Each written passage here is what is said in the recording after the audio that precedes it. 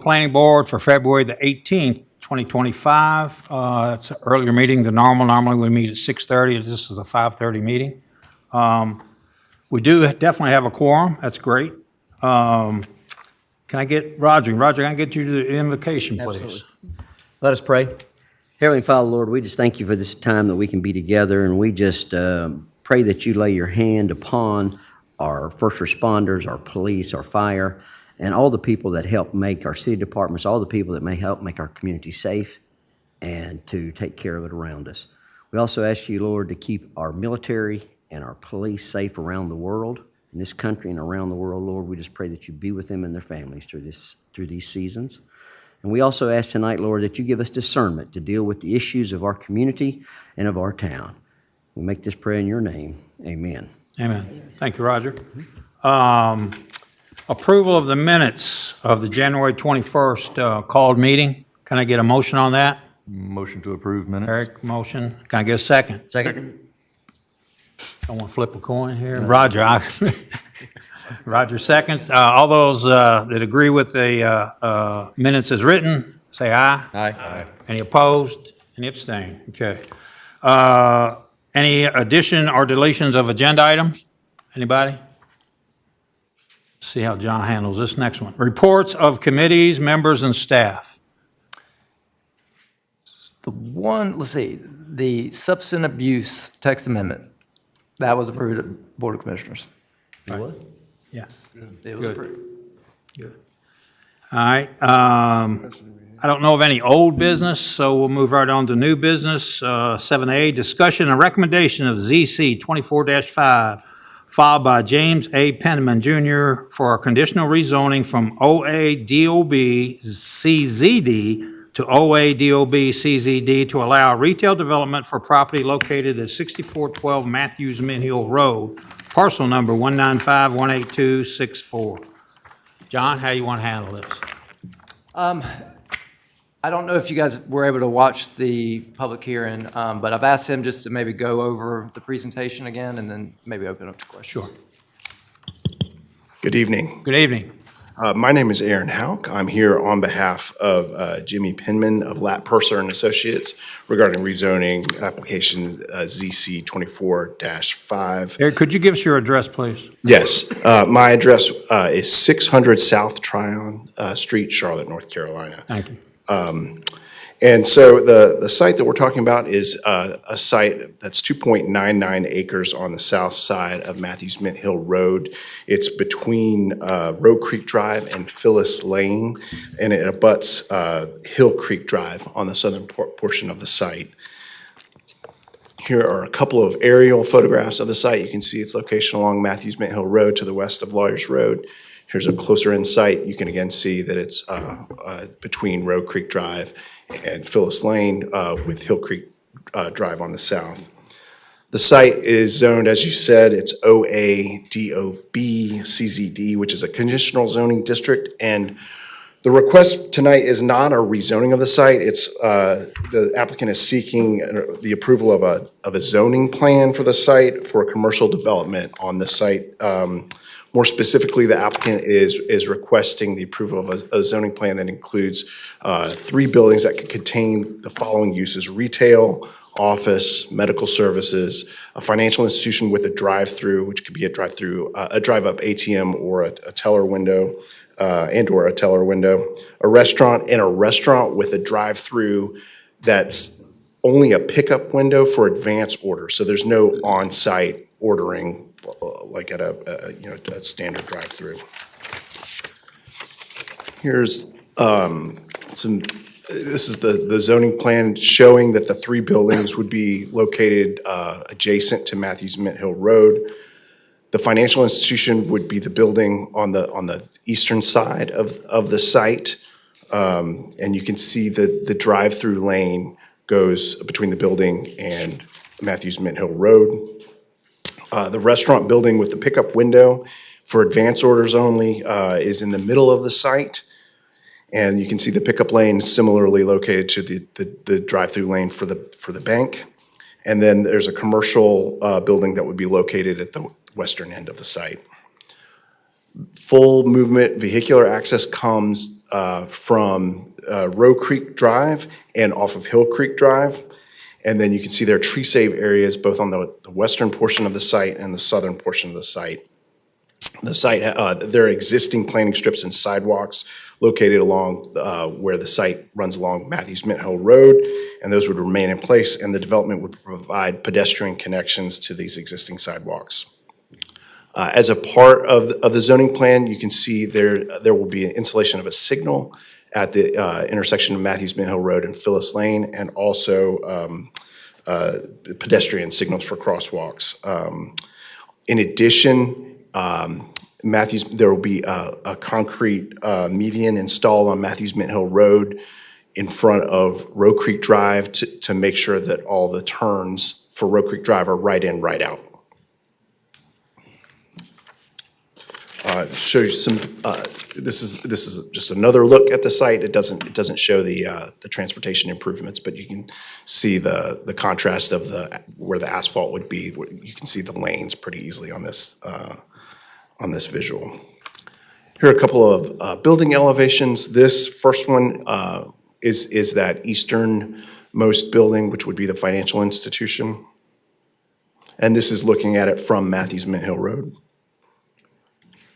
This is the middle that's another view of the bank building, the financial institution. This elevation shows the restaurant with the advanced order pickup window. Car's going the wrong way, right? I guess that's right. And then this is the westernmost. This is the westernmost. So thank you for your consideration. We're glad to answer any questions you may have. All right, we'll start down there with the hacker. At the crosswalk with the signal, are those gonna be the decorative arms that we have? The next traffic light up at Publix, are they gonna match those with the, Yes, that is what we're asking, decorative. and are they gonna do the brick, It's pavers. the paver? Yeah, I don't think they'll allow the brick anymore, as we have in this intersection here. I don't think they allow But it. it will match what's, Yes, I mean, as close as this is to the downtown yes, area. yes. As a matter of fact, what we'll probably do is just take the details from this Chick-fil-A, because it's the same thing. That was really my only question. Jimmy Penman, 4530 Park Road, Charlotte, NC, with Lat Purser. And our intent is to satisfy the public safety need with the intersection and the new traffic signal, four-way traffic signal. We have requested some support, some financial support offline. I don't know if we intended to have that conversation again today.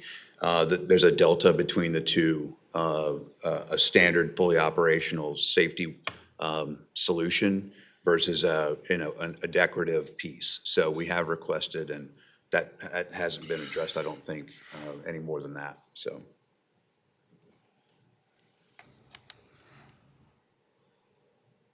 Okay, so Yeah. that, I mean, is it gonna be required or not? So it is recommended Recommended, that okay. decorative is going to happen. He has that, absolutely correct. He has asked the question of assistance to help pay the delta. That question has been presented to the town manager. He is in conversation with board members, and there's no decision that's been reached yet.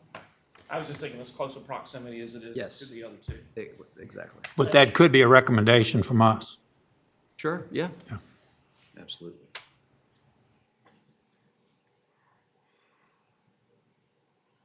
Anything else, Scott? No, that's it, thank you. Kenny?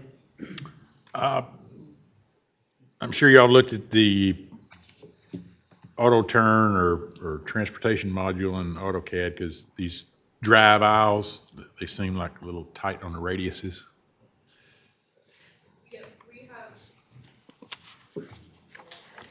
This is Laurel Shakespeare of ESP Associates. Address? 3475 Lakemont Boulevard, Fort Mill. We have run turning movements for a fire truck, just the Mecklenburg County standard size fire truck, through and around this site. We can verify that we meet hose pull lengths and that that fire truck can access the entire parking lot. Okay. Yeah, I was referring to the drive-through aisles. I mean, it looks like they're about 8, 10-foot wide with 5-foot radiuses on them. So, those would just be for standard vehicle traffic, and those, we have not run turning movements for that, but that's a pretty standard for a drive-through. We should be fine for access there. Okay. And then I guess we don't show it, I'm sure y'all, it's required, the handicap ramps on the access to Row Creek Drive. You'll have handicap ramp, well, No, we have not shown those Yeah. currently, but they will be yeah, okay. installed, yep. So the sidewalk that runs along the front of the buildings that's gonna connect to the sidewalk on Row Creek, but not on Phyllis Lane? That access is primarily just for the sidewalk along Mint Hill Highway 51, is that correct? I'm sorry, I think The you're sidewalk, asking if there would be a sidewalk along Phyllis Lane on the, no, you've got sidewalk in front of the retail Chipotle and the bank that interconnects and it stubs over to Row Creek Drive. I guess that does not connect over to Phyllis Lane. So, there is sidewalk surrounding the entire site. So there would be pedestrian access around the entire site, and then we have connections coming in off of Row Creek, off of Matthews Mint Hill, and then off of Hill Creek. So you don't have one connecting to Phyllis Lane? No, sir. Okay. But yep, we have that tree save area along that western border, so we prioritize that. Okay. Are you not showing a sidewalk?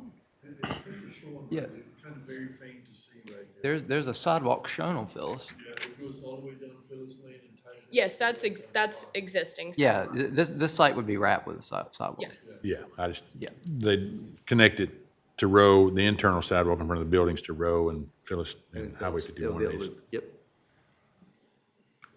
Okay. Yeah, that's really all I've got. All right. Roger? Yeah, one question, first question, did I hear you say that you're also entertaining a medical facility of some sort on the property or retail? Retail is the purpose, and medical would be one of the backup plays in the event that retail didn't work out. Okay. Yeah, so Well, the next thing I would want to ask is, how are y'all addressing the congestion of Phyllis Lane there? And, morning and afternoon, dealing with the school and the people and the,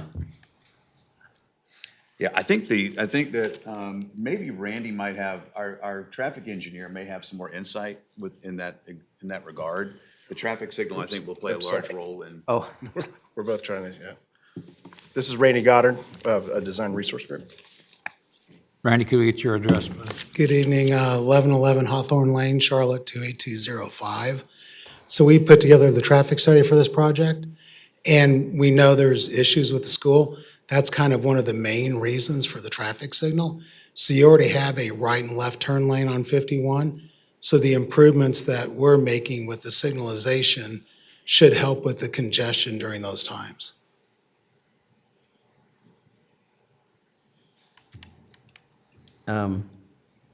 my concern is that congestion that's already there, and now we're giving them more roads to get in and out of, with the connection on to y'all's property. From Hill Creek and the crossing over. Do you understand what I'm getting Yeah, at? so- Y'all's parking lot and, Crossing over. I know when I'm in a congested area, I look for any way I can out. Right. So Okay. Ro's In. gonna be limited to right in, right out. We're adding a median Well, there. down here on Row Creek, but I'm talking about from Phyllis and then connecting on Hill Creek. Am I looking at something wrong? Is that not connecting? Yeah, it's connecting. What's your, I don't understand Well, what the issue is. Yeah. There's gonna be a lot more traffic on there and y'all are, What I'm concerned about is what are the people going to do that are looking to expedite their experiences in picking up their children and dropping them off? Okay, which there are a lot of them up there if you ever sit there in the morning or the afternoon. There's a lot of them, and there's lots of people looking for ways to expedite that process. And, you know, is it going to be through y'all's parking lot? Is it going to be, going around the back way to Roe Creek? You know, I was just curious, how are y'all considering that, your property, and how that will interact with the parents coming in and out? So our site plan is not adding roadway network internally. All those roads are there. So anyone that'd be cutting through would, if they wanted to, I guess, to go through the parking lot. That obviously is not something we want to see, but they already have the road connections between the two roads. It's gated right off now. right now. That Yeah, road it's- is gated it's off, I it's believe. gated off right now. So it's my understanding that that network of streets is going to be open and complete. That's what the assumption was in the traffic study. So again, we're not adding any roadways. We're only doing the signal improvement at the intersection and then modifying road to right in, right out with the median. And that came out as the recommendation from the town. Okay, yeah, I get that. I don't have a bit of problem with that. I'm just trying to think about what's gonna happen on this developed property when there's places for vehicles. With that said, kids coming in and out of the school, that type of thing, is there any kind of concern, John, of children or anything like that, trying to access a way because now the site is developed and there is asphalt and there is opportunity? Is there any kind of a concern there with, is the town looked at that or anything there as far as, you understand what I'm saying? I If know there's- exactly what If you're there's, I would much rather go up here and park at the bank Well, it and already have my happens. kid come meet me. It already, so the town already is aware of the fact, and the school, that you see a lot of parents that will park in Publix in that parking area, and then their kids will walk. That's exactly kind of what I'm talking about. So as a matter of fact, I think, I believe it was Commissioner Long, Jimmy, I think it was Commissioner Long that said something to you, and that was his exact concern. And I think he had spoke to you about what possibly they can do to deter that, because I think it's probably gonna happen. I can imagine parents now seeing an advantage, moving a little closer to the school, going to this parking lot and parking, waiting for their kid to show up, rather than sitting in traffic. I would say 100% that's gonna happen. Now, how many, who knows? And I think that's just something, and I think there's been some residents that have expressed concerns about parents coming in and parking on the streets in the neighborhood, waiting for their kids. Yes, that could happen, and I think it's one of these things where we're just gonna have to, when it happens, we're just gonna have to deal with it when it comes. Okay. I don't know what we can do now to kind of pre-plan for that. I'm not really sure what we can do. But to be clear from our standpoint, Mr. Hendricks, we are absolutely committed to working with the town to make sure, we can come up with solutions where there's going to be challenge. Okay. All right, well, that's all right this time, Mr. Chairman. All right. Eric? Yeah, quick question. How many parking spaces are in that lot? There are 80, I believe? Yes. 80. Okay. And 43 would be required? Yes. Yeah, kind of piggybacking off of Roger's concerns, I kind of suspect that maybe it'll reduce some of the congestion if more parents end up parking in that parking lot. 51 already backs up where that turn lane is. And, if you have even half of those spots filled up with parents that are inevitably going to pull in there, it might reduce some of that turn lane that backs up into the flow-through. My next question, though, is, can you talk to me about the tree save area just a little bit? Kind of how thick it is through there and how much of a buffer, maybe maintenance in that area? I really don't know how to speak to it exactly, other than as you see it now. And we could actually increase that if necessary, but it's pretty densely vegetated as of today, or densely grown as of today. There's still a little room to move there too. We could make it a little bit larger. is the question kind of more in regard to visibility or kind of being able to travel through it, or? Well, I mean, I think it looks like on the plat map that there's at least one property that's just directly across from Hill Creek Drive there. And inevitably, that parking lot's going to be lighted. Just kind of curious how much of a buffer is going to be between the commercial property and that one retail, or that one residential lot there. That number one that's represented? Yes, sir. Yeah. We don't show a lot of foliage on that side of the property, but we could certainly increase that. We talked about doing, one of the things that was brought up last time as well is maybe one of the possible solutions would be some type of a wall with densely grown vegetation that kind of just shields that area and discourages people to be crawling through there, et cetera. But we're open to all kinds of solutions there, whatever the town sees as, the right way to go. Yeah, I like that idea too. Yeah, a berm or something. That's all I got. Thank you. Jim? My question might be more for the staff, but did I understand, John, that there's already been a public hearing to address this proposed development? Yes, sir. Yeah. Okay. So my question to whichever is the right source, what issues were identified in the hearing which appear to be unresolved at this time? During the public hearing, there was one member of the community who had a comment, and he expressed his surprise at the project. He said when he bought the house, his realtor didn't tell him that this development was coming, and so that was surprising to him. That was the comment we had. As far as unresolved, there were some comments about from Commissioner Long about students potentially walking through the site, and there was discussion of the wall along the southern border or a hedge or some, denser vegetation to discourage students walking through a parking lot. Right, okay. We had a neighborhood hearing, I think about 2.5 months ago now, and we didn't receive any negative comments from the immediate neighborhood. We actually received more positive reinforcement about the new signal, how exciting that would be to be able to, for those on the north side in particular, to be able to take a left out of there, and also a left out going southwest on 51 from this side of 51. So we didn't receive anything negative there, thankfully, but. Okay, that's good to hear. Just one other question. You indicated there's not a proposed retailer at this point to fill that third space, but you do have a backup plan to perhaps bring a... We actually applied for a couple of the classifications just in case, as in case scenarios. We envision this to be a 6,000 square foot retail building like you'll see. We have Hood's Crossroads, the Food Lion Shopping Center, just southwest of here. Obviously local service retail tenants are going to be our primary target. Anything from a UPS store to a local shop selling subs to you name it. So that's the intent. Okay, thank you. No more questions. All right. Ron?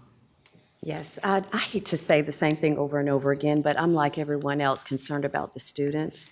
And being a parent who carpooled many, many years, there will be parents parking in that parking lot. And I don't know if there's stop signs around that area. I have not gone down through there. Does anyone know if there's stop signs? Because it looks like it will be busy, and then students going across to the parking lot. It's just seems very dangerous. I can't at say this. for a fact. I don't. The stop sign, you're talking about on this, what are they called? Not lights, but like Heel- stop signs in the streets, because, you're going to have parents trying to rush and get out, come in, and then you've got students crossing the streets. And I do like having the crosswalk. That's wonderful. It's up there. But people, students especially, will probably cut through, like your area there that is dense. I'm not sure if it's dense or if it's But Right. that's my concern, is the safety of the students. I don't know if stop signs can be put somewhere in there. Do you mean on the road below this site, I think it's called Hill Creek? Yes. Is that, okay. I don't know for sure, but I would imagine there has to be a stop sign on both sides. Yes. Both ends. I can't imagine them doing that without a stop sign. Right. And what is that, Franklin Trail Street, and what that bears left? I don't know if that's still Franklin going on to Phyllis Lane. So they probably will not be crossing directly there, but whatever this, I think this is Franklin Trail Street, turning left, bearing left onto Phyllis Lane. That's probably where most of the students will be crossing.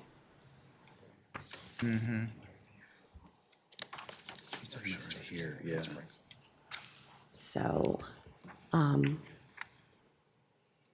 100% received, and Yes. we are wide open to whatever it takes to reconcile any Yes. concerns, especially when it comes to public safety. right. And I think over the years, this is probably more of a conversation that the commissioners, the town manager has with the school. I think it's probably best to emphasize the school to talk to the parents and discourage, what you're discussing. Right. So maybe that's the way. So if it becomes a problem, I think that's the way in, is to say, administrators of the school, please tell the parents to stay in line or park somewhere Yes. else, or. Yeah, what about a crosswalk, though, right in there? Not a sign, but just it will navigate them towards that. Yeah. Is that possible? A Oh, crosswalk? absolutely. Yeah, I mean, that's something that can easily be done.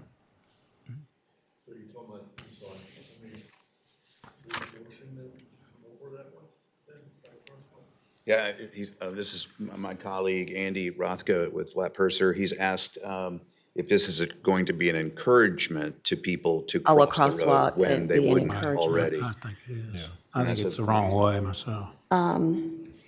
I think people are just going to do it anyway. I don't think that's an encouragement. I think it's just safety. You would have a crosswalk in any other neighborhood crossing a street, especially a busy street. This is considered a cut-through. So if you think of Brighton Park, Are you talking about here? It's just, I wanted to make sure that we're all the same. I think she's talking where it touches Phyllis. Right Right, here. yeah, right Yes. there. Right here. See, I think that Yes, would be right an in here. encouragement right there to push people to go across and force the parents to actually park then in the parking lot where we don't want them to park, right? We don't want parents to park over there so their kids cross the road in front of cars. I mean, we all know that public crosswalks, people are supposed to stop, right? But how many people do you actually see stop? Maybe 10% of the population actually stops at crosswalks right there. And we all know the general public is supposed to adhere to those things. We all learned it in driver's ed, right? That we're supposed to do this, but it doesn't happen. what was interesting to me on Thursday, it was said that Harris Teeter has the most accidents in Mint Hill. And so we don't want it moving over to you. So that's just one thing, even though you may see it I see it as a safety. I'm not disagreeing with the safety portion, but I think you're directing the general public to go that pedestrian crossing right over into that shopping center. And the parents will wait then over there, I think. But isn't that traffic for you? I mean, it's a center. It's got retail, it's got Chipotle, it's got a bank. I mean, There's a that's- difference between actually shopping and parking, right? And getting the kids right there. So you don't think any shopping would take place? There's a potential, yeah. I mean, absolutely. I mean, if Kids I was- hungry right after school, Oh, going yeah. over to Chipotle to eat, and then wait on their parent, Making me hungry. Yeah. getting some snacks? No, I I mean, mean, that's don't get me going to wrong. happen. It's gonna happen, yeah. With or without, but I mean, you're forcing it to go that way. And I think that, like John said, I think the conversation needs to happen with the school right there of how is the school gonna prevent this from happening so that their students and parents don't get hurt. I mean, it's a liability on the school too, right there, I think, on that part to be responsible for how their students get picked up from the parents. Ms. Walker, this is, I mean, at the end, that road is not theirs. This road was installed by the Alton Creek folks. And at the end of the day, it's going to be a town road. So if we decide in the future that a crosswalk is appropriate, we go paint. I see. Yeah, we paint it, Okay. or whatever you do with a crosswalk, yeah. Yes, and stop signs. I mean, it can't cost us so much, yeah. Okay. Or I say that, who knows? I mean, it's Right, $1 billion to paint now, Right. who knows? what people charge for. Anything else? That's everything. All right, I have a couple questions. So what's the dollar difference between this deco light and just a regular light? What are we talking about? We estimate it to be around $250. And again, until you get into the nuts. and bolts of it, $250. I certainly wish. I certainly wish. Yeah.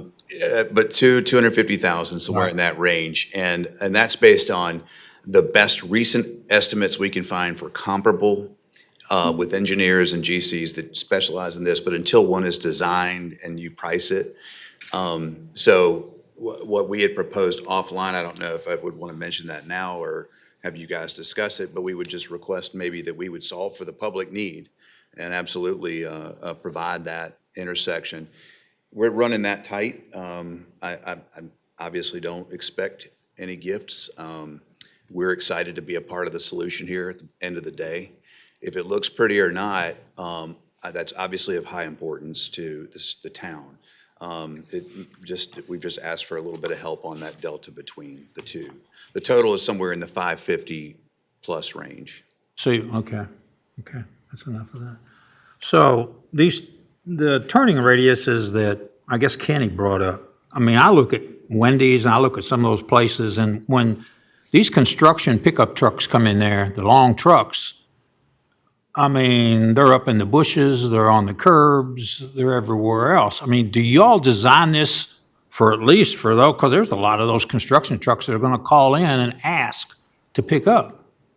So these turning radius, I think, ought to be generous enough to be able to handle at least those trucks. I don't think we have to go any bigger than that, but those long bed pickup trucks, they should be at least able to handle that. Yeah, I think, like Laurel said, you know, they ran the turn radiuses to get in and out for a Charlotte fire truck. I don't know.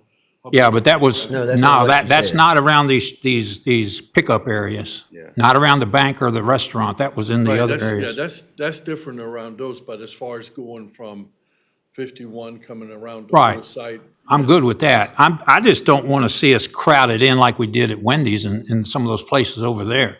I think, you know, you got a little bit of room here, you know, make it big enough. It doesn't have to be extraordinary big, but I mean, make it big enough that a truck can get in and out of there, pickup truck, long bed pickup truck. I think that's a very reasonable request. We Okay. can absolutely look at drawing that appropriately. This is a prototype for their particular, this particular restaurant, so we can modify that in accordance with safety and whatever other requirements we have. And I think when we do the full construction drawings, all that will be evaluated at that point too. Yeah. Shown I properly. just don't know how we missed it with Wendy's. I mean, we heard all this from Wendy's and we missed it Right, from Wendy's. right. So I'm just bringing it up again. Let's make sure we get it right. Point. Yeah, we beat this school parking thing to death. They're going to be there. Do y'all care that they're there? We care that the safety of, you know, public safety first and foremost. As far as if they're in our parking lot, I would think that they're only going to be there for a short period of time. And I also agree, in retail shopping center development, too many years to count career-wise, the more the merrier. If they're parked there long-term, like let's say, the dentist across the street says, I want all my staff now to park across, that's obviously discouraged. But if a parent were to park there for 30, 45 minutes while they're waiting, I don't think that's a worst-case scenario. For Right. obviously liability, things of that nature, but that comes with, you know, anything, so. Yes, okay. I just wanted to know, I mean, I didn't know how you were going to handle that. I guess you're going to have a wait and see, and if necessary, you put signs up in some of your parking slots to save it for customers? We'll do whatever we have to, Yeah. whatever we can do on our part. But I agree with Eric. I think it's a relief for the traffic on 51 if some of those spots, if they're not being used, could be used by parents to come in there picking up kids. I would also agree with John that, and I guess you all, that the school has a responsibility to get these kids to use crosswalks. They're there for a reason, you know, so to use the light in the crosswalks should be the school's responsibility to try to educate these kids to use them as much as possible. Because there's too many, I don't know how you would ever cover, there's so many places to cross and slip through and everything else. I don't know how you would cover all those places from kids.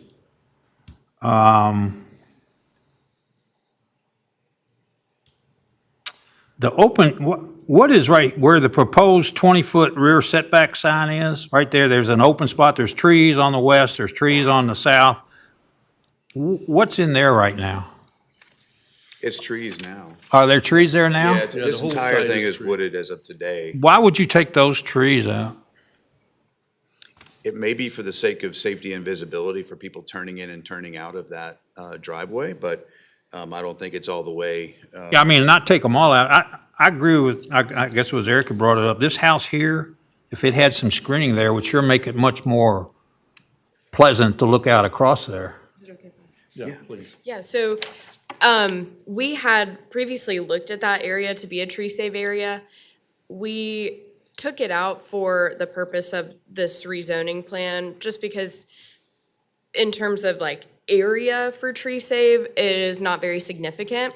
But we had previously planned for that area to be tree save, and if that is what you I guys would like think to not see, so, we can. tree save is nice, but I think screening is more what I'm talking about. Screening from, so this poor person down here, number one, is not looking out his side window and seeing that, you know, somebody's throwing their Chipotle away or whatever. So, you know, I think something there like a screening would be Yeah, I mean, good. if we can save those trees right there, naturally we will. Yeah. Yeah, You know, yeah. it'll make more sense for And us again, it to doesn't do have to be that. all the trees. I'm just saying enough for screening. If it has to be trees cut down for turning zones and all that, that's understandable. Okay.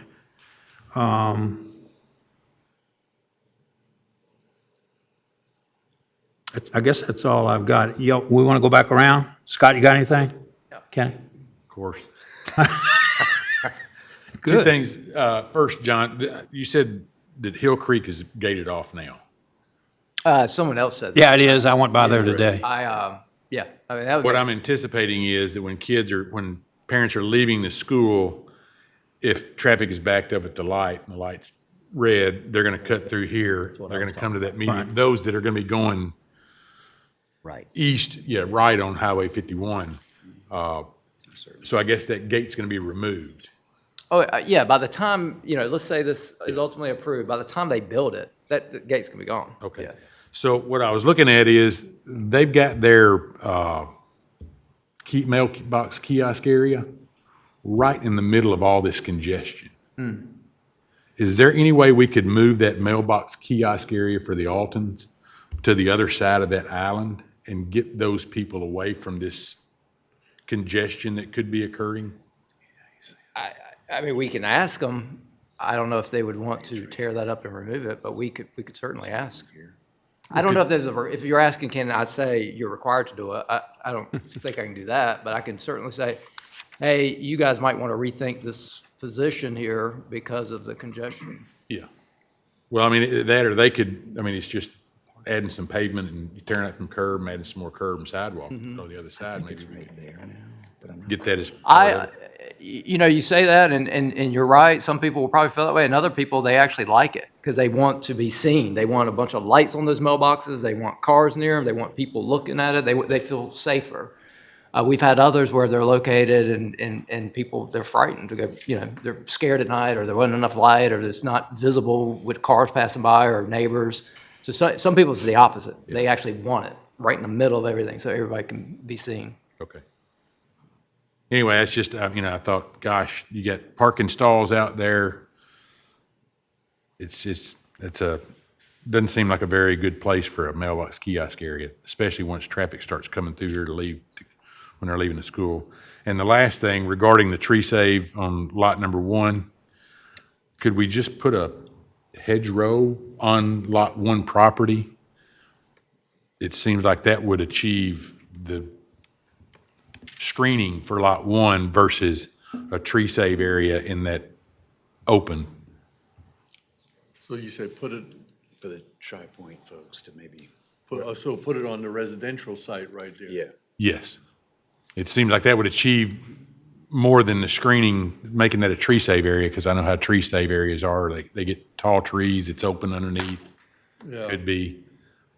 And if that would achieve a screen from lot one to the entire development versus that tree save in that little small area. I know, we're gonna have to kind of look at you for Tri-Point right there. I guess that's. Yeah, and- That's right there. And there may already, because if you notice, lot number one doesn't go all the way to the street. So if Correct. that land that wraps around it is some kind of buffer area, or it might even be tree safe. It looks like they left some trees here. So what we can do is, we can go out there and just take a peek at it and see, I think it's wide open. is it, I think so. I mean, I went by the other day, I just looked at it and said, man, that's a poor guy right here, just looking right into the, yeah, they might have cut it down. I Okay. mean, but to Kenny's point, I mean, you could go in there, maybe a berm and something to kind of, so it's up and you're not seeing all that stuff in there. Yeah, and I'll actually go back to the Alton Creek plan. I mean, they may very well have shown landscape in there. Okay. Yeah. So I'll look, because it does look like lot one does not touch that area. So there's land in between lot one and the road. So there's a possibility there's already landscaping plan there. So I'll look at it. Okay, that's all I've got. Yeah, Roger?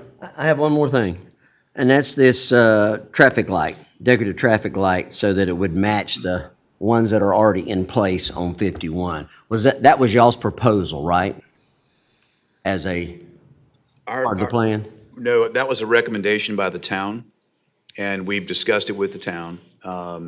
And we've, made that request respectfully, just due to cost overruns, et cetera. I guess our position is that a fully functional, public safety solution given that it wasn't warranted by our development, by our proposed development, this is something. In your opinion? No, sir, that's judging by, Well, it's not my opinion, but, no, sir. I mean, my opinion is it's warranted. Yes, sir. Yes, sir, I understand. By the traffic study that I'm not smart enough to understand, I think we met one or two of three warrants, but they were already that way prior to our proposed development. In other words, there was no impact directly from that was meaningful enough to, Right. is that right, Andy? Something like, yeah. Yeah. But Okay. that being said, I certainly appreciate it, and it's an awesome thing to be a part of the solution out there. Yeah, absolutely. I just, I'm inclined to approve or move favorably in your direction on your development, because I think it's a nice added piece. But I am concerned about this, if that's something the town needs, and I agree with it there. I mean, we're working hard everybody in Mint Hill's working hard to create something, and obviously, we're doing pretty good because y'all want to be part of it. Yes, sir. Okay, and, but that's the last big piece right there, to the puzzle. And, I think that is necessary to be done, and I think that's necessary for the benefit of everybody that's going to be using your facility.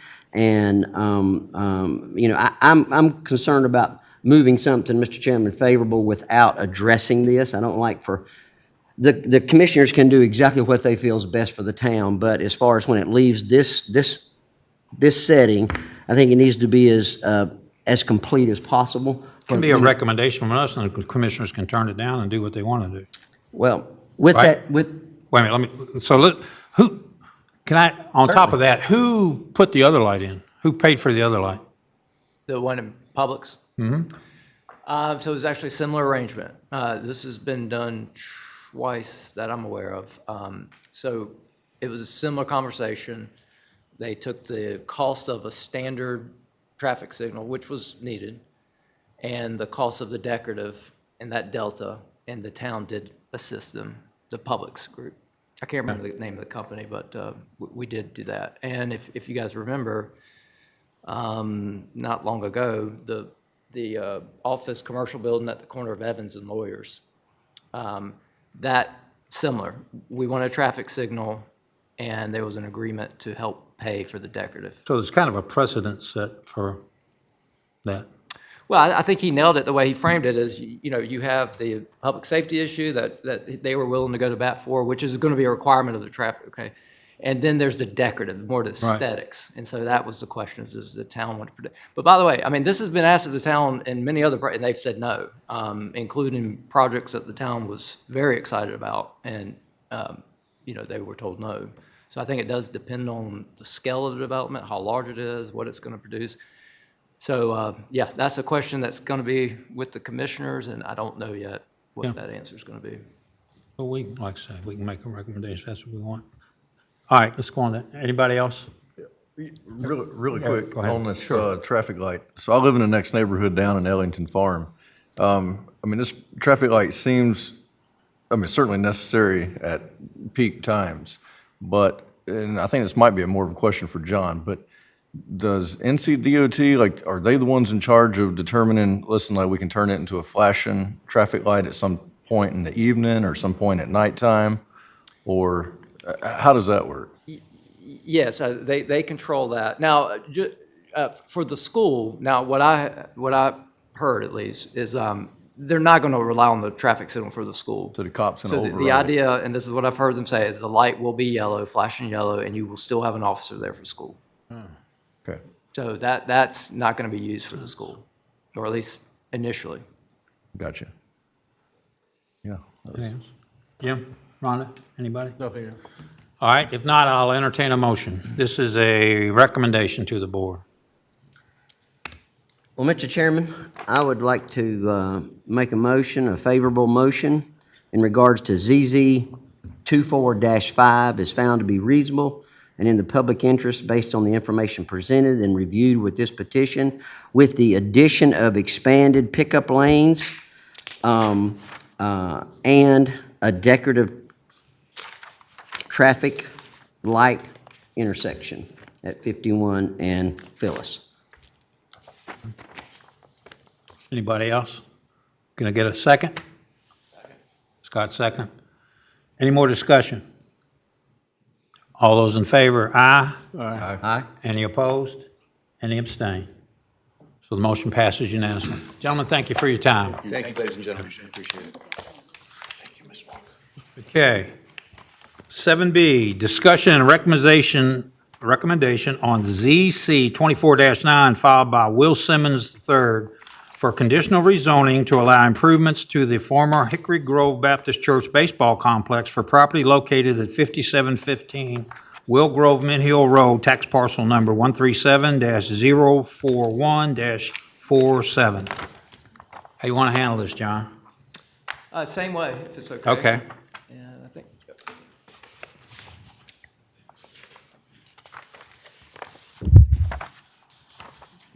Good evening, planning board members. My name is Matthew Kirshner. I'm with Eagle Engineering, 2013 Van Buren Avenue in East Charlotte, North Carolina. Thank you for allowing me to present to you tonight. This is for the Mint Sports Park right there on Will Grove Road. What I'm showing you here currently is the existing park as it is today, as well as in red, Field 4. As part of this proposal, we are removing Field 4 and expanding Field 3. Some things to note about the removal of Field 4 is the dugouts, as well as the infield that is closest to the residents will be removed when Field 3 is expanded, so that Field 3 action will be kind of more centered to the park.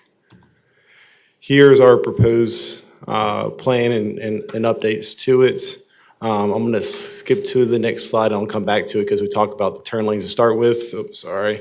We are proposing to add a right turn lane into the site, as well as extend the left lane stacking. There is currently a left lane in there, but there is a gap between left turn lane into our site, as well as a left turn lane into the subdivision on the other side.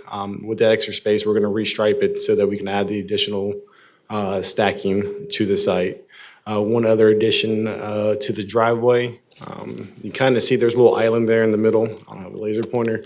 Right now there's one entranceway going in and two exit lane that's going out. We're going to reverse that and have 2 entranceways going in 1 exit lane, so that we're pretty much trying to get everybody off the main road into the site and stack on site.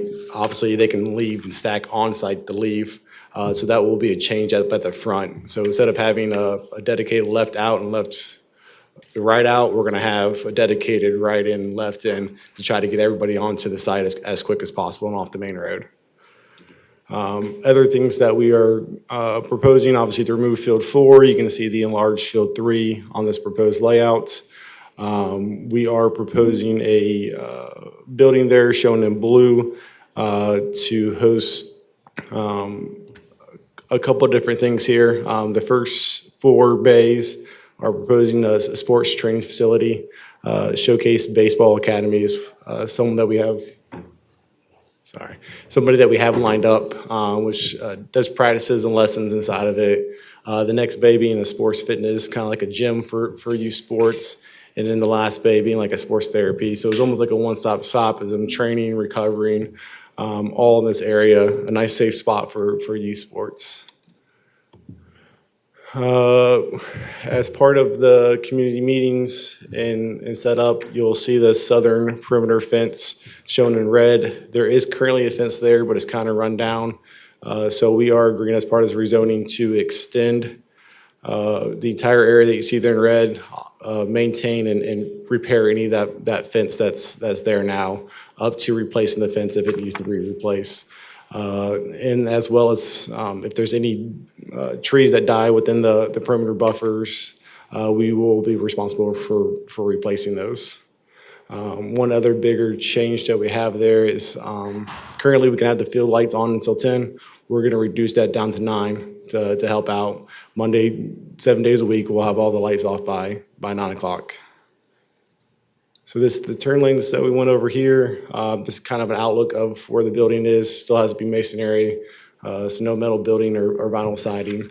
It'll change a little bit because the first 4 bays are going to be by one person, so some of those roll-up doors will be removed to just one nice entry up at the front.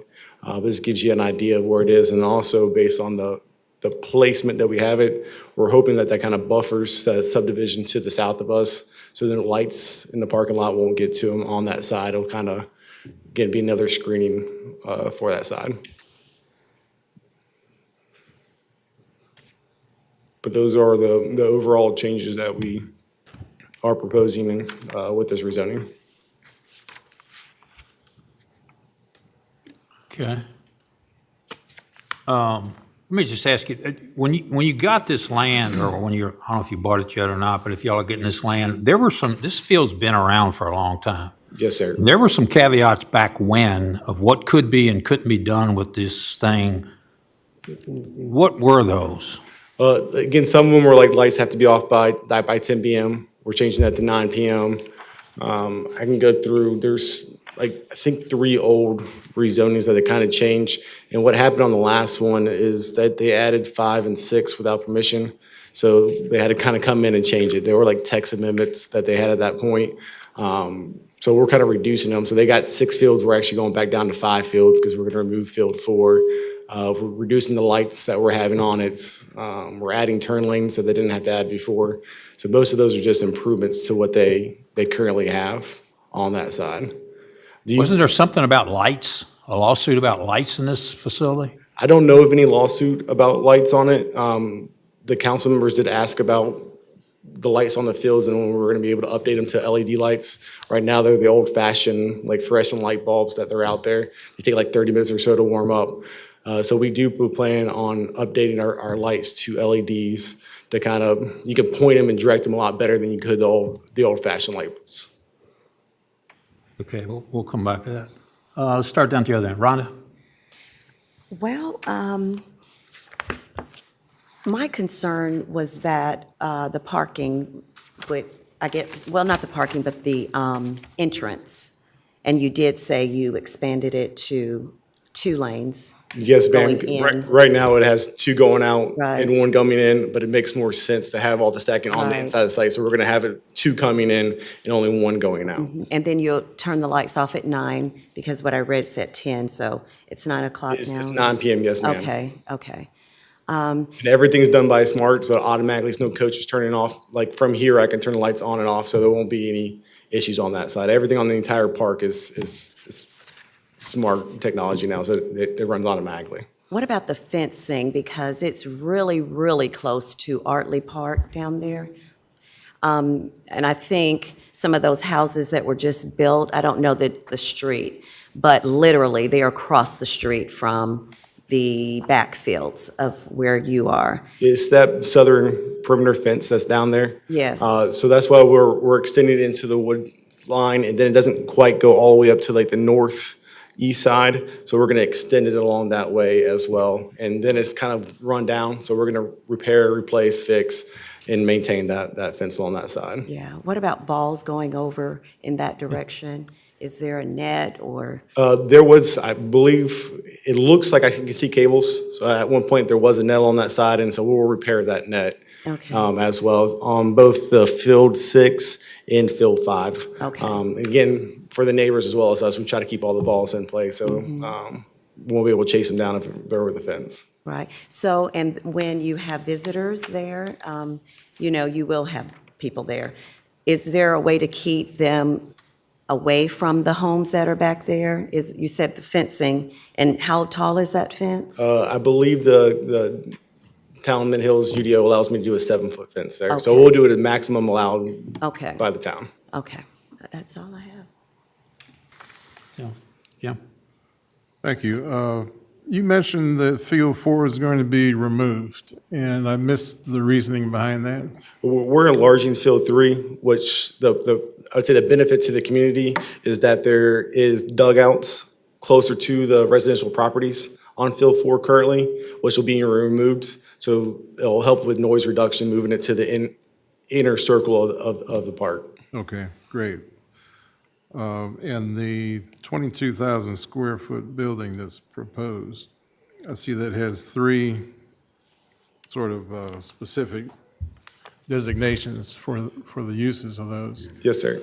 So what all is included in the training section of that? It's really, they have a couple offices for the trainers up front, and then it's mostly warehouse. So there's batting cages and open turf areas in there. It's more for individual training that you have in there, where the park itself has a lot more team open space. There you're doing individual lessons. All right, so these are paid services? Yes, sir. Good. Thank you. No more questions. Eric? Yeah, I don't think I've heard anything mentioned about it, but are there like a PA systems with these fields, or? There is no PA system that we installed on the field. I mean, I'm going to be honest, it's not going to stop the baseball mom from bringing her speaker out there to play their walk-up music and things like that. But we're not installing any PA systems or speakers on the field for anybody to use to try to help with that noise control. There's no general speakers? No general speakers. There was when we first, we bought the park a little while ago, but we've removed all those speakers. So there is no central PA system to be used at the park. And then I think I heard you mention in the commissioners meeting last week that essentially this property would be used for like tournaments from time to time as well? So tournament play is usually just weekends. So during the week, we do have teams that practice out there. Tournament play is usually just Saturday, Sunday. Okay. I know neighbors had concerns about usability of their backyards and stuff, especially during these tournaments when you have full parking lot and, several games going on. These tournaments are scheduled pretty far in advance. Is there like a universal place or, a website or something that could be constantly and maybe even be required to be updated with a schedule? Yes, sir. And that came up in the community meeting that we were agreeing to, or it's not, it didn't come to the community. The first lady that spoke at the council meeting reached out to me afterwards, and that was one of her requests. We have a website for the park, and we're going to post the full schedule on that website so that all the neighbors can know on it. But most holidays, there's not going to be tournaments. Usually, I'm going to say about 35 of the 52 weeks out of the year, there's tournaments. So it's not full-time every single weekend. Holidays, again, they don't host tournaments out there. So Easter, there's not going to be tournaments. But we are agreeing to post a schedule on our website so that the surrounding neighbor could look at it at any time. And then, as much, ball fields are by design open spaces. Will the property be used for anything beyond sports and athletics? Like kids' parties, there's a little press box in there. So like if you want to be able to use the ball field for a kid's party or something like that, but only for youth sports, no adult sports or anything out there. No major teams are going to come in. We plan on holding some free camps during the summertime for surrounding town and kids to be able to get out there. All youth related events. No music festivals. No music festivals at all. No, sir. That's all I got. Good. Roger? Yeah, just a couple things here. Your company, what's the name of your company? Eagle Engineering. Well, you're, okay, but as far as the operator, The park is the Mint Sports Park. Right, and or do they operate this as a for-profit? Yes, sir. Okay. And when you say 35 weeks out of the year tournament, that's quite a bit. Now, 2/3, yes, sir. yeah. Now, how many teams do you anticipate being there on a tournament day? If they rent, majority of the time we're thinking fields 1 through 3 will be the main fields being rented. There are premium fields. There's a possibility that field 6 might be rented there. If you're going from, let's say 9 a.m. to 5 p.m., hour and a half with the gap, so maybe 30 teams throughout the day that are there. Do you think 200 spaces is enough for that? Well, it's throughout the day, so they'll come, they'll play their game or two, and then they'll leave on that side. So it leaves about 50 parking spots per. If they lose, they'll leave. No, either way. So these are, like Saturday will be pool play games. So you'll come and you'll play 2 games on a Saturday. You'll go back, and then Sunday, if they come back, it could be a different set of kids or organization coming on Sunday. And Sunday's usually bracket play. And Sundays, you might only get 1 game. What type of hours are you going to be operating? We're going to be down by 9 p.m. So I would talking say about at when worst case, 9 a.m. to 9 p.m. And on Sundays as well? On Sundays as well. My experience with these tournaments, they're usually done by like 4 or 5 on Sunday max, because it's usually about half as many games on a Sunday as there is on a Saturday. Do y'all operate multiples of these parks? No, not at all. Not that I know of. And again, we're not operating the tournament. We're not going to run the tournament. We're renting the park out for like the organizations to be able to run tournaments there. So like, again, professionals like Perfect Game or Top Gun or U-Trip, people that will have tournament directors and everything there to run the tournaments. My concern is that, originally this was a special use permit granted to the Hickory Grove Baptist Church for their activities. And, I don't, I think it's kind of an odd place surrounded by residential area to run a for-profit sports facility with 35 weekends a year being rented out to other organizations to do tournament, because tournament ball is very popular. I mean, past any field, and it's crammed full on Saturdays and Sundays. And I have a big concern about that. I just, John,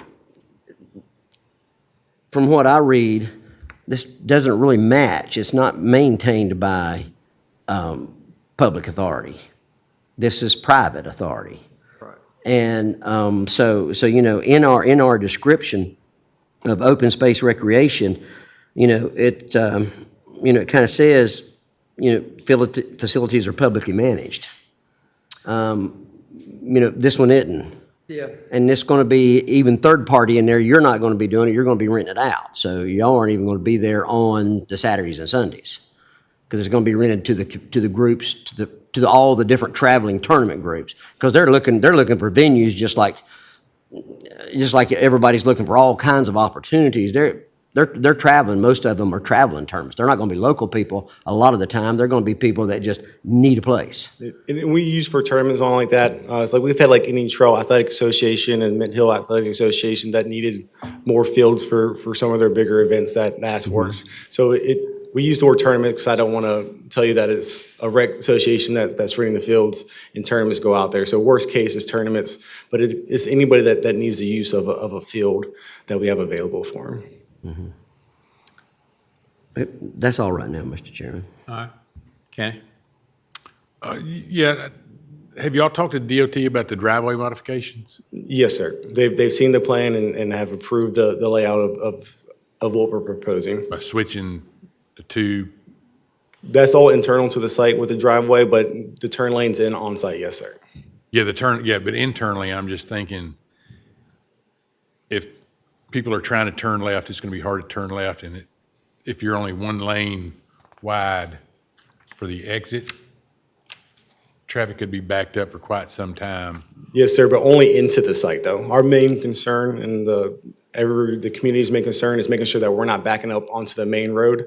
So that if they need to take a left out of the park, the worst case they're gonna do is they're gonna hold up the person into the park, not on the main road. So our main concern is getting everybody into the facility and not backing up that main road at all.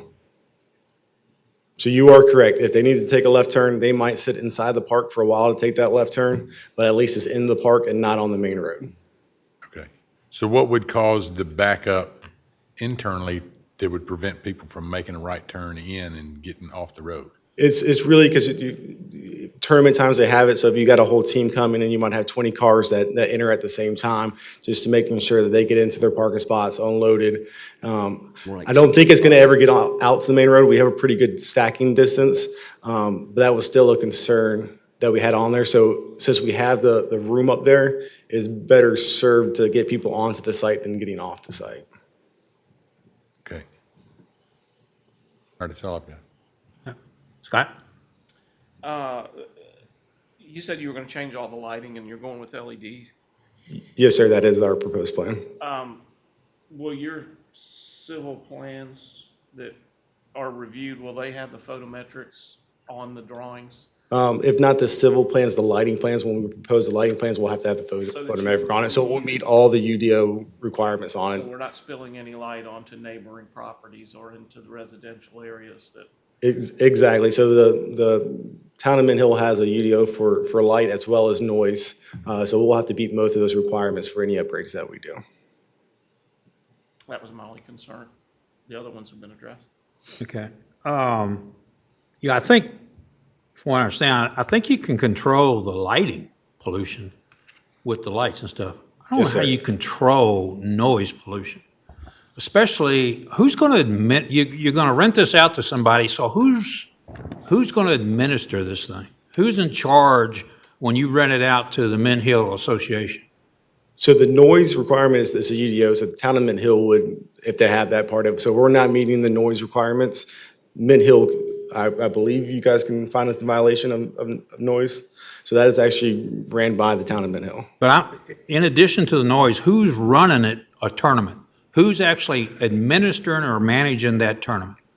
And knows all the rules and knows everything that has to be done? So there'll be tournament directors there that are running the From tournament. your organization? No, sir, from the organizations that are renting from us. So who educates them? They're tournament directors. I mean, that's what they do for a living. They're professional directors that run the tournaments at multiple locations.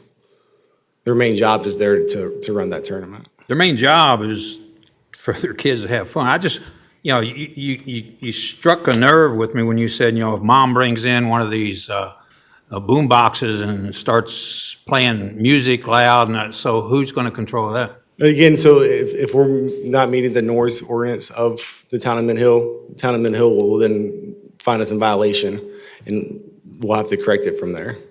So it would even be like anybody that's in you're in your yard using any noise, or any business that are out there using speakers or anything like that during that time. We'll still have to meet the town of Mint Hill's noise ordinance on that Yeah, side. usually when you have a business, there's a business and they're having a after-work party or something. This is up to 4 to 6, or I guess 4 to 5 individual groups having whatever fun it is. I'm all for, I think this is a great thing. Let me just say that. I think doing this for youth is a great thing to do. I do have some concerns about how you manage this thing. Number one, I don't think you got enough parking. How many are on a team? How many people are on a team? So let's say 15, coaches and kids. Is that good? If you do total, yeah, coaches and kids. All right. Probably 11 kids. So and you there's can have a twice couple that for coaches. every field, so that's what? 30? You get 30. All right. So you got 30, and then you got the people coming in for the next game, so double that. What's that? 60? If you do 60 on that side, yeah. Yeah, so then you're at, if you just do 3 fields, you're 180, not including people to run concession stands and the miscellaneous grandma and grandpas that come in. 200 spaces is not enough spaces, and if you try to go more than 3 fields, they're gonna be parking somewhere, I don't know where, hopefully not on the streets. They will not be allowed to park on the street. And when I say manage it, the Mint Sports Park will still manage it. So if the town reaches out to us, we will then manage the people that are renting from us on that side. So it won't be the town reaching out to the people that are renting the park. The town will reach out to the park in general, and then we will manage those people. So if we have issues with an organization because of noise or they're not following the rules with parking and stuff like that, we won't allow them to rent from us anymore on that side. We've been very neighborly during this entire process, working with the neighbors up front and helping them out, as well as the I fences agree, in the back. I on that agree, I side just of don't it. think you've got enough here from an infrastructure standpoint. I like your lights, I like the fields. I thought there was some kind of restriction on field 5 and 6 for lighting that was done back when I was on the board back in 2001 or something, that there was some type of restriction that came in there where you could not have lights on those fields. I'll go back and look at it. So that's kind of Also a before lawsuit. Do you know, John? our side of it. Yeah, I mean, there was a lawsuit, Right? and the neighbors, I don't know all the details of it, but bottom line is that was the major factor of that lawsuit was not to light, and that was the So- ultimate agreement, is it went to mediation, I believe, and then the agreement was no light will be there to the owner or his successor. So Okay. if there's a lawsuit that prevents lights from 5 and 6, there won't be lights on 5 and 6. That will be easy enough to And, deal with that side. and I'm not trying to question didn't I hear you say you've already bought the property? Yes, sir. We've been owning, or the park's been running for a couple seasons now. Yeah, the way it is. And y'all have been doing, from what I've seen up there, it looks better than it used to. So y'all have been cleaning it up and making it more presentable. My concern is tournament ball, Yeah. okay? Because that's, you ever tried to tell a mom what she can and can't do on a tournament, on tournament day? That's Just why like you said, you can't keep them I'm from being bringing open their and honest walk-in on that one. If music. I could tell them not to play the walk-up music, I would, but we all know how that would be. So I want to make And- sure when I'm up here talking to you, and if I bring you a project somewhere else, I'm open and honest and saying, hey, You can't, I you did it, can't and I stop stuck it. to it. Okay, I mean, it is what it is. And hey, I'm just as bad when it's my grandkids.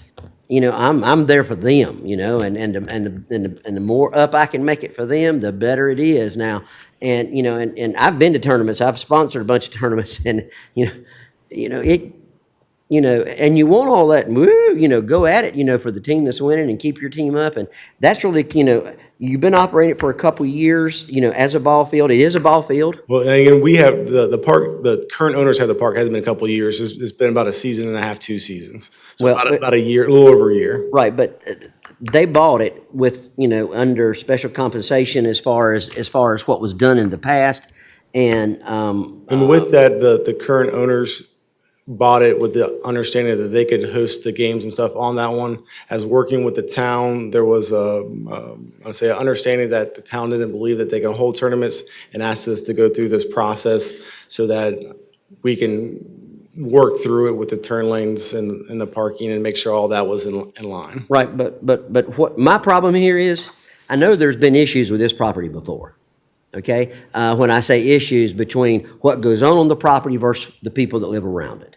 Okay, I do know there were some restrictions back in the 2001 area time frame, and then I do know the lawsuit. I don't know all the particulars, but obviously nobody else here does tonight either. And it's hard for me to make a decision on what I see here, except unfavorable. And the reason that I have to say that is, I'm with the chairman. I do not believe if you make this available to tournaments on Saturday and Sunday, I don't know how available you will be on Saturdays and Sundays, but you will fill up all 3 fields if you make all 3 fields available. Okay? Whether it's under the same association, tournament association, or if it's 3 different ones, because people need the space. And I'm all for my grandkids having a place to play, and there are, 5 fields up there right now. And and it can be used, for for ball, but this for-profit tournament situations. I just don't know that that was the original intent, and I don't know how that will reflect. And with the information that we have in front of us, Mr. Chairman, I would not be able to support this. I understand. Can I finish? Yep. I'm sorry. All right, so you're saying you're going to do 35 weekends a year? But you said not Easter or something, and you say something? At most. At most. Yes, sir. But you said not Easter, Yeah, not, most of the holidays, again. oh, they play them big time on holidays. The tournaments up here at Brief Road, I mean, I don't live too far. I live a mile away and I can still hear them, but I played in, last season alone, I played in 11 tournaments. I'm a coach, 8U and a 10U team. I played in 11 tournaments with just one team. I've never played on Easter or my. Thanksgiving or my grandkids did. maybe like Mother's So Day and stuff 35 like that. at the most. Yes, sir. So what has it been in the past? What's the schedule been for baseball there in the past? I honestly have no idea when the church was using it at that time. I know that obviously they had 4 fields. I think they originally had 3 fields, went to 4 fields, added 2 more fields in 2001. So I would say that they've been pretty busy to keep investing and adding the fields. Those fields all have irrigation in them. They added additional parking to them. I would say that they were probably pretty busy. Most of the time at the end, I think they were using them for soccer fields. Based on the aerial photos that I can see the soccer fields painted in the outfield because I think they built their baseball fields at their campuses. So then they turned this into a soccer field. I'm not exactly sure where it is. More than that, I know they started with 3 to 4 fields, added 2 more fields. I think they were using them for a while. Based on aerials, it looks like it ebbs and flows. They were using them for a lot. Then it looks like it kind of went down in shape, and then it gets cleaned up again. And then at this point, I guess they might have did something different for soccer fields, so they weren't using them at all, and so they sold the property at that point. Right. I'm not exactly sure what their schedule was on their side. I would say it's probably a lot like a rec association on what they were using. Yeah, like I say, I think it's a great concept. If I was one of the neighbors, I'd be pulling everybody to my house and fighting this thing. Only from the standpoint of I don't want more or much more than what I had before. And that's why I'm trying to get back to what was the schedule before. You know, if it was 35 for a weekend, or was it 24 weekends, or was it, Most was baseball it before? schedules are probably about 35 weeks. Normal baseball seasons are about 35 weeks. Rec might run a little bit more because they expand a little bit longer. They take a little bit longer to get everything in. Typical 35 weeks is the normal baseball season that you have. I guess I'm wondering, is there any way to find that out from Hickory Grove? Have we asked that question? We can, I mean, I can ask around and see if anyone close to us is a member of the church. And maybe Or they just have- call the church? It seems like, I mean, it's not hidden information, is it? Yeah, I'm sure someone here knows someone. Yes. Because my thought is that I guess I would be okay with it with a known schedule, a known and limited schedule by what we do, and then the commissioners can bounce that up, whatever they want to do with it. But from my standpoint, if we could have a known maximum number, then I think I could basically go along with this. I think, I don't know how you're going to limit it. You have to have, and we'll do it. I think it has to be in our ordinance or in our language that it's limited to this number of weekends, because I guarantee you, with the weather changes we have now where it's nice, you could do a lot more than 35. It's a moneymaker. You're trying to make money. Why wouldn't you want to do more than 35? So with that, again, at the very beginning, it's for youth sports and we want to be neighborly. We are open to recommendations by the board. If you guys have what you feel is fair for where that is, I'm sure we can come to agreement with how many tournaments that we host per year out there. Yeah, we're and definitely open that's to what that. I don't know the answer to. I guess what I would propose, and I'll leave it up to these guys to put the recommendation on, but what I would propose is that we make a recommendation to the Board of Commissioners that maybe they put together a committee of 2 people from the town, 2 people from the neighborhood, and somebody from your group, and they try to come up with what is that number? What's a reasonable number that's fair to everybody? You know, I want the field. I think it's a great idea. I think the concept you got here is good. I like the workout facilities you've got. I think the lighting is controllable. I guess we can control the noise pollution. It's the number of times that those things are happening that I have a concern about, me, myself. And if we could get some kind of proposal out there that basically says that we would make a recommendation that the Board of Commissioners put together a team to decide what is the maximum that goes in the language? What's the maximum schedule? Is that something you guys would agree to? Yes, I would, definitely so. If the commissioners put together, whether it's the town staff or a couple commissioners and the town staff and the owners, I think that's a reasonable request. Yeah, I guess we could leave that up to the commissioners to come up with that. Let me see if I have anything else, Matthew. I still think, the other thing I think you got to do is prove this parking. I don't think you got enough parking. I think you need to show us on paper, or show the commissioners on paper, show us that parking. Because I can do it in my head real quick and say, wow, you're out of parking spaces. And during the discussion that we had on there, with 6 fields, they had less parking. So we've actually increased the parking because we went to single lanes with angle parking and reduced the field. So if anything, my property is only as big as the property is. So Right. if anything, I increase parking and reduce the amount of play that you can have out there by reducing from 6 fields down to 5 fields. And that could be part of the language. I'm thinking of things that restrict this, so whoever's coming in here to manage this thing, whether it's Mint Hills Baseball Group or whatever, they've got stuff in writing that says, here's what we can and can't do. And I think that's important because y'all don't really have an administrator. You're just turning it loose. No, the park itself. So whatever rules that we have as a park, our administrator will manage that with the people that are renting it.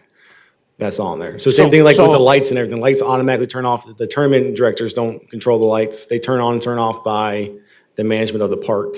Same thing with the times, like we're not gonna have gates open before 9, or we don't have people out there after 9. So those are all set by the management. So what agreement that the town and the park make into it, the park's management team will manage that and enforce it on to the people that rent the park. Yeah. Okay. You know, so I think, you know, that's just me. I'm going to leave it up to somebody to make a recommendation one way or another here. But I think, you know, for personally, I could live with it, with those types of things, with things in writing about, you know, if you can only accommodate 3 fields worth or 2 fields worth of parking or whatever it is, that's in writing. You can only have 2 fields for tournament play. You can only have it so many weekends a year. You know, and maybe in that schedule, there's actually dictated, did I not hear at the public meeting that y'all don't take the summer months? You don't really play through the summer months that much? Yeah, so there's a gap in it. So you'll have from like March 1st through maybe beginning of June, and then like June, July, you'll have August will pick back up again and go until November. So there's time gaps that will in there. I'd rather try to save, if we're gonna put restrictions on holidays. Like anytime you think if you're a residential and you're gonna have a gathering, try to get them into the open areas, obviously summer months we can try to push that June, July time in there, but I'm definitely open to putting restrictions on holidays and stuff like that. Right. So that way, if we think the residential community is gonna have a gathering, that we make sure that they can enjoy it as well. All right. Okay. All right. I guess that's, I mean, I had a lot here, but I think that's really all the main things that I wanted to cover. We need to go back around? I got Go one. ahead. Go ahead, Eric. Kind of comment, maybe more for John too.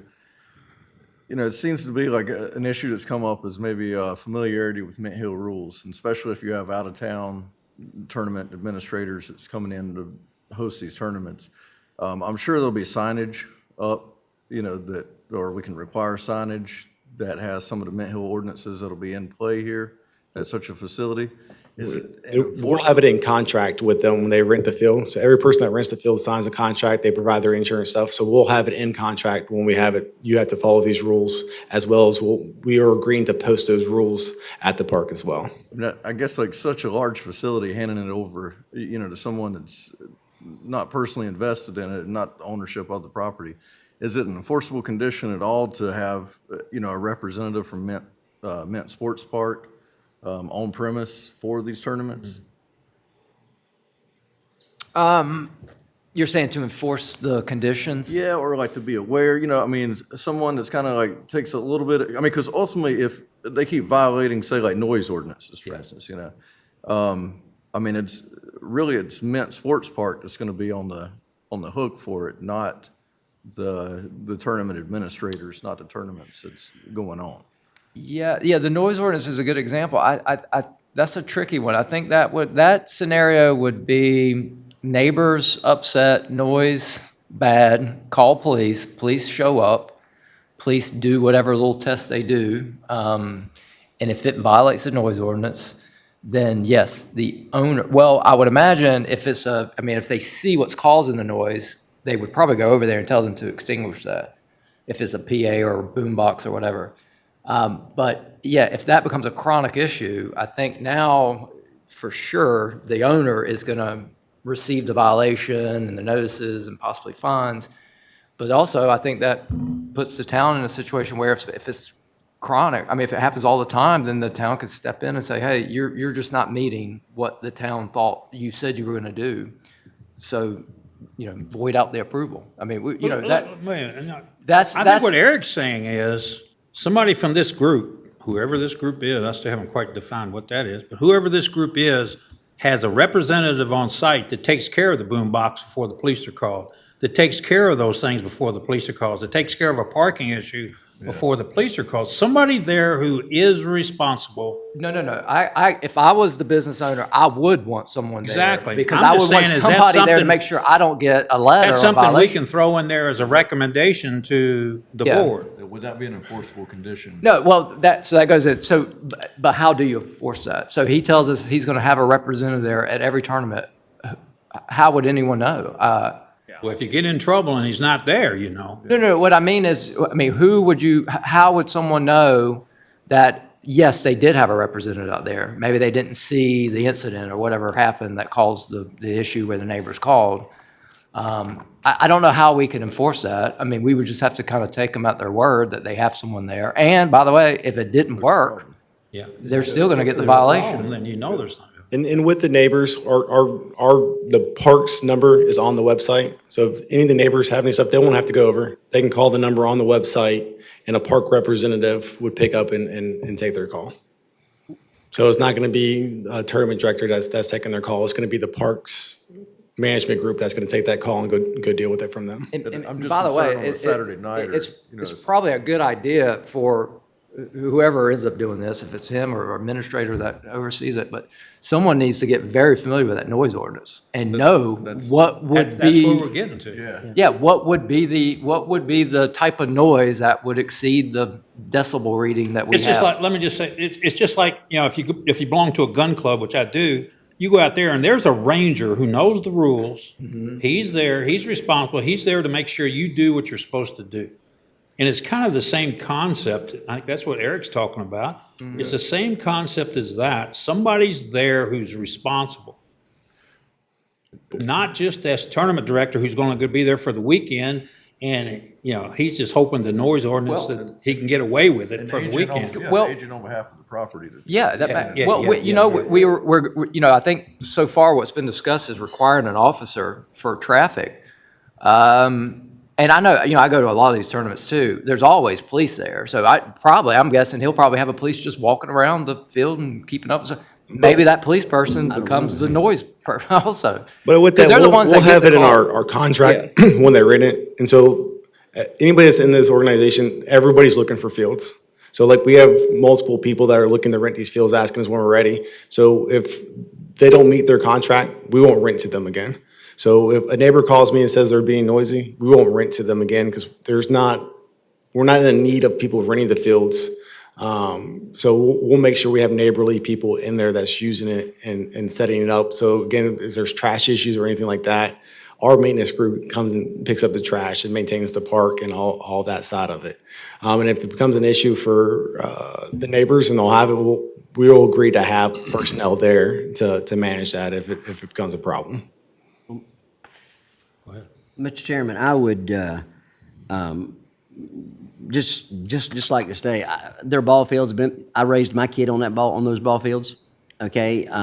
And they've been ball fields for 30-some years. You know, I think they should stay ball fields.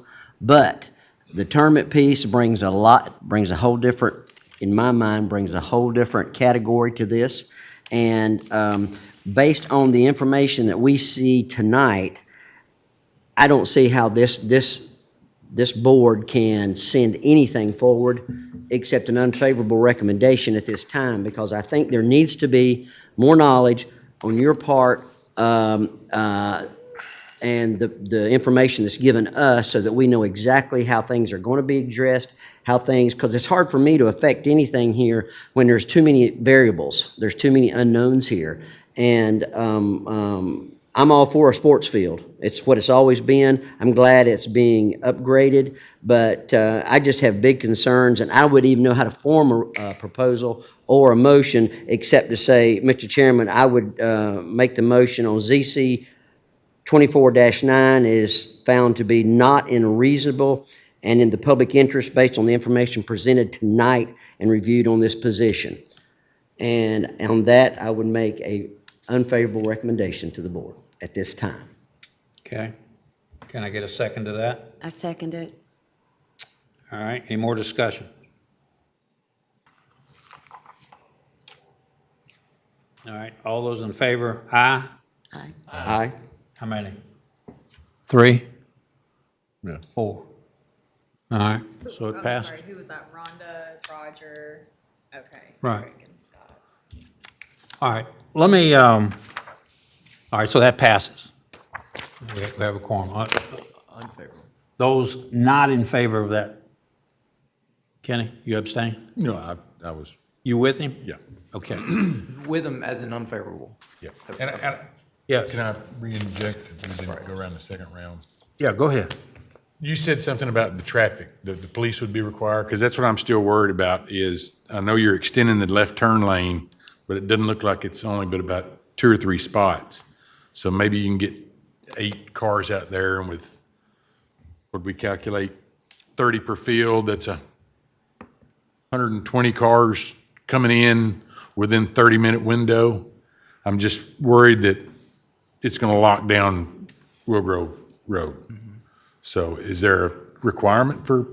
There is on the hard notes that we're agreeing to have a patrol officer there Okay. for the events. For all the tournaments, there'll be a police officer out front. Right, so if you look on the plan, he has written the condition that he is proposing. Okay. Now, just so you know, the board is thinking about conditions as well, and that is one that we would likely refine. I think if you read that condition, I think I put it in your memo too, but in that condition, it seems to give the burden on the town to make the determination, and what we're saying is just go ahead and assume you're gonna have an officer at every tournament. And if for some reason it's a smaller tournament and you don't think one is justified, it would be on them to contact us, make their argument, and then we could say, you're right, you don't need one. But the idea being, just go ahead and automatically say an officer is going to be at every single tournament you hold. And so I think the condition will likely be refined in that way. All right, so we've got an unfavorable recommendation right now. You know, so there's 2 ways you can go at this, I guess. You can go, we gave an unfavorable recommendation to the board. You can still present this to the board. And I'm throwing this out to the board, so I have about 4 or 5 things here that if we could get them defined a little bit better, I would feel better about it. You know, one of them being parking, one of them being the schedule. Something to dictate around this noise pollution thing, and I'm not sure what the verbiage is to, I guess we have a noise pollution ordinance, so I guess it's in there. The other one is around you guys being responsible when that field is rented, that you have somebody there as a park representative on your behalf, whoever that is, you know, that you have somebody there. Now, if you want to bring that back, I'm asking, if he brings that back, would you guys feel better about coming back with a more favorable recommendation? Sure. I would, yeah. Okay. I So you would as well got as- 2 ways to go at As long it. as there's more You can just go ahead and go to the board and see what they do with it, or you can come back to us, and we'll get with John, and we'll try to spell out the things that are needed. come back to us with some more definitive information about those 4 things I think that I mentioned. Okay. Because it's just a little vague for us. You know, we're normally see, when you got something like this, there'll be somebody has the parking, and they'll have boom, boom, boom, and here's, you know, and so it's like a math equation. So it's there, and it shows, yeah, 200's enough. I don't think I can do it in my head and say 200's not enough. And that's where we go to the thinking and not thinking. It's just like the previous commercial site that you had. There's, and even like the turn lanes, right now the site doesn't show that it has any more need for turn lanes than it currently does.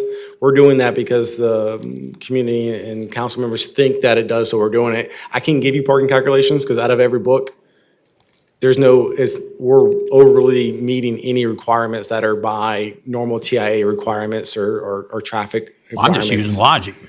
So that's why I'm being. I know that's strange, but I'm just trying to honest use to you, logic of so many people per field, per whatever. Yeah.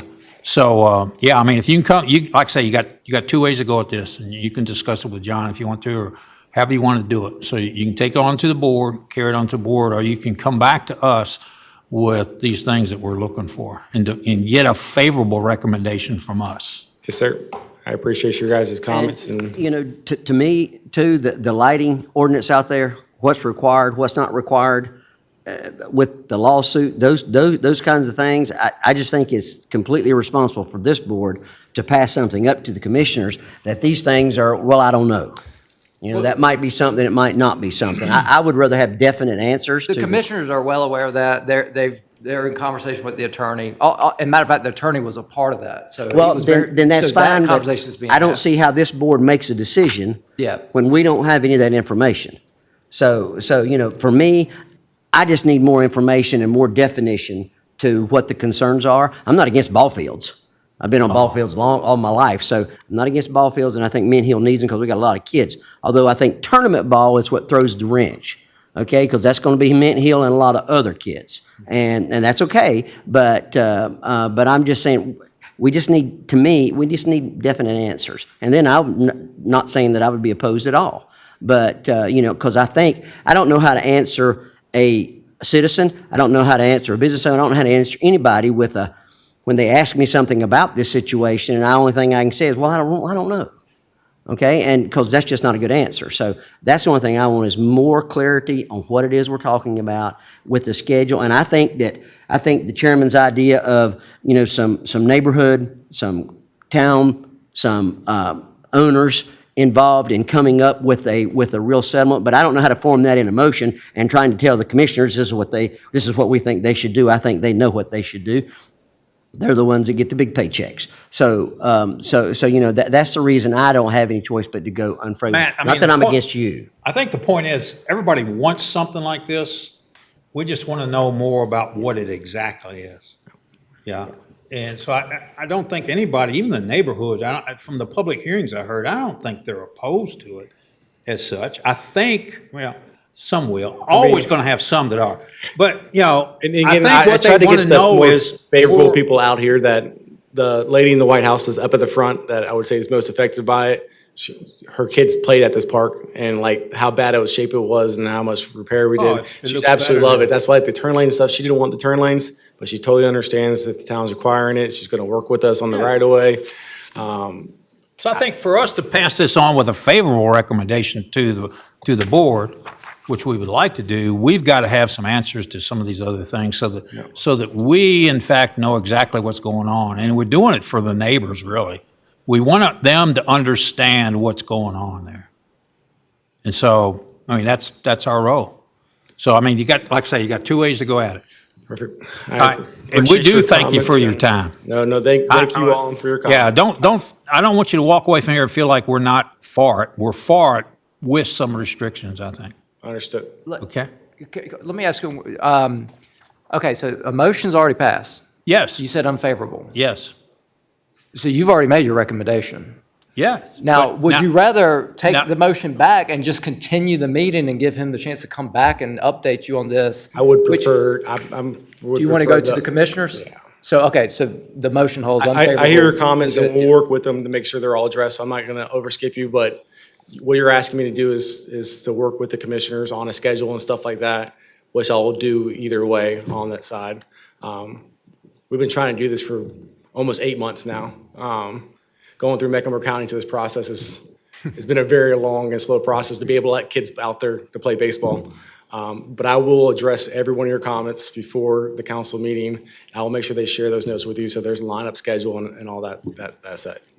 All right, good for you. Thank you, sir. All right, push on. And, one more question before you close this. So you've made an unfavorable recommendation. If the commissioners are inclined to approve this, do you guys, even with an unfavorable, do you want to kind of pitch or recommend some conditions that they might want to consider? Because that is my next job here, is that is what they are going to want. They want to know how you guys viewed it, what They kind of read our conditions. minutes, they ought to be able to understand it. So, I mean, is there specific conditions that you guys would like to push? I'll give you an example. I heard someone say something about the lights in the lawsuit. The lawsuit was about not lighting the fields. To me, the easy solution is just say, don't put a light there. Right. And he agrees to it. That's a condition. And then everything, I mean, how about, you talked about limiting. We want adequate parking. We want lights per whatever caveats are in the agreements from the past. Okay. Parking for tournament ball. Yeah. All right. We want a schedule. Park rep. We want a park rep. Yep. These are what we would recommend. We want a schedule of weekends. Yes. And the fact that they're not, I would definitely put in there, I mean, the fact that they're willing not to do holidays, I think is great. Yeah. Because I think there's a lot of families are ruined with some of these things. What am I missing, guys? They got the privacy fence, the noise. I guess feel like there's there's no one way to more deal that's- with the noise other than having a representative there who knows the noise ordinance. Yeah. And deals with it as it pops up. I don't know how you deal with noise. Violate it, they're gonna violate it. Yeah. Whether they know it or not. Yeah. But again, I think because if it's a representative who's there, Accountability. it's accountability versus a guy that's just there for that weekend and he's gonna be gone. Oh, yeah. Yeah, yeah. Okay. So I've got the park rep, the light on Phil's, 5 and 6. 5 and 6, just no light. Adequate parking, to just evaluate the parking. And then schedule, post the schedule for the weekends, what weekends they will What use. weekends, and is there a limit? I Right. mean, should there be more of a 30, he says 35, is that a max or is there something more than that? But the main idea is to get the schedule online so neighbors would be able to look at that in advance and know, oh, this weekend they're not holding games, I can have my family reunion there. Yeah, or it's two whatever. things. Yeah. It's to get it online and it's also to have in writing that this is the maximum number of weekends. Yes. Pardon, didn't someone say something about police presence? About what? Police presence? Well, it says possible Some, police presence. Yes. That will make its way into the, okay. ultimately the board's decision. But yes. Right, but To have a police officer. it would have been easy for me to make a decision if that was in there, not possible. What? The Well, to police do, officer. for me to produce a favorable position, that would have been easier if I would have had something where it said there was going to be police presence. Yes. Okay, not possible police presence. Yes. Because that's two totally different things. I agree. That's why what I told you is that wording will change. Yeah, and my only, and I'm gonna ask one more time, and I guess because I'm just thick. This for pay operation here fits our ordinance. Because the way I read it, it doesn't. Well, I'm not trying to be anti, because, it plainly says, these areas are typically large, publicly maintained. well, okay, so that language, yes. Well, that's our language. Okay, now keep in mind, this land use plan, what our consultants did there is when they were looking at all the land use, the existing land uses, they saw baseball fields. And they just anticipated the baseball fields to remain. No one's going to get rid of the baseball fields. So they slapped on that open space, active recreation. And yes, in there, I noticed it too, it does say public. But obviously, even when they pointed at it, when we were doing the land use plan, it wasn't public, it was private property, it was a church's property. So it right. wasn't That's public. right. So I think that's just more But of the church a- got a special compensation to make it ball fields. The church did exactly what they're doing tonight The difference being, back then it was called special use permit, today it's called conditional zoning. Right, but, and it was a church, not a for-profit. Yes, it was a church that, yes, it was Hickory Grove, yes. Yeah. So, and I'm not against ball fields, but I think it needs to cook a little while longer. Okay. All right. Anything else? One more thing. Bring in breakfast here, I'm Charlotte. sorry, I really don't know how to do this. Did we forget to do the consistency statement for the first one? I don't remember I hearing that. thought you read it into it. And I think I just, He read it into it. Well, I used your, Not- you have two options, okay. and I used the second option. No, for the Alton retail. Yeah. We You had did two put the options. consistency statement in there? Yeah, well, you had two options. No, the two options was the one we're talking about now. Who made it? No, right here it is. I did. I mean, we can add that. It was still this, they both said the same thing. The, option one just has the wordage, the verbiage in it. Yes. The Okay. downtown, it says downtown? Yes. Yeah, and you read that. No, I did not read that in because option two just says as presented, favorable as presented. Oh, okay, all of that is together. I'm sorry. Oh, okay. No, the consistency statement, it includes what it is consistent with, and then that last line is just a standard Do you want template. me for the record to restate it? Yeah, I think we do need, because it needs a consistency statement, because what happens is when you put it on the record, that goes to the commissioners as a planning board recommendation for their consistency statement, and typically they take exactly what you say and they adopt that. That was the whole reason I couldn't follow the other deal, so. Okay, so we're gonna open up number 7A, ZC 24-7, and Roger would like to modify his motion. The modified motion for ZZ 24-5, Mr. Chairman, would be that this ZZ 24-5 is found to be consistent with the land use plan. The land use plan identifies the property as downtown. Downtown municipal centers are the establishment centers of commerce in the county. They are the local serving areas of the economic activity and community-focused gatherings and entertainment. Characterized by the broad range of uses of higher intensity development, these centers are the more urbanized areas of Ben Hill. Therefore, ZZ 24-5 is found to be reasonable and in the public interest based on the information presented and reviewed with this petition. All those in favor? Can I get a second? Second. Second, Eric, second. All those in favor, aye? Aye. Any opposed? Any abstain? All right, passes again. Yeah, oh, don't you do it. And I'm sorry I talked Yeah, over over here. you, No, no, no, Mr. no, Chairman. no, that's all right. Earlier. No, that's okay. I got the wrong signal. I thought you were just gonna add on to what I was going. I didn't know you Well, were I gonna think he get. actually did. Soapbox. Couldn't happen. Good move. You know, it's a ball field. My kids grew up playing ball there, but My kid's not. Can we get a motion to adjourn? so moved. Make a motion to adjourn. All right, second? Second. Jim seconds. All those in favor? Aye. All right, we're out of here. Make a motion after the motion again. Yeah.